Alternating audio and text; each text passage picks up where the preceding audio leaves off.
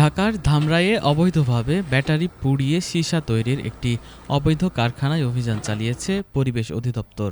এ সময় কারখানা মালিককে ২ লক্ষ টাকা জরিমানা করা হয় এবং কারখানাটি ভেঙে গুঁড়িয়ে দেওয়া হয়।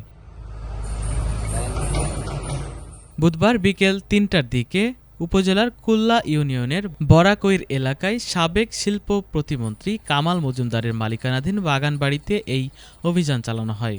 অভিযানটি পরিচালনা করেন পরিবেশ অধিদপ্তরের এক্সিকিউটিভ ম্যাজিস্ট্রেট কিশোর কুমার দাস।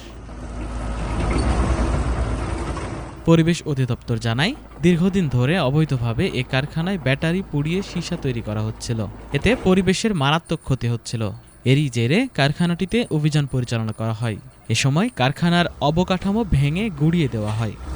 পরিবেশ অধিদপ্তর সদর দপ্তর ঢাকা কর্তৃক আজকে আমাদের ধামরাই উপজেলার এই ইউনিয়নে অভিযান পরিচালনা করা হয়েছে। অভিযান পরিচালনায় আমরা এই স্থানে যেখানে দাঁড়িয়ে আছি সেখানে আমরা একটি অবৈধ ব্যাটারি ফ্যাক্টরি পেয়েছি, যেখানে নষ্ট এবং ব্যবহৃত ব্যাটারিগুলো পুড়িয়ে সীসা তৈরি করা হয়।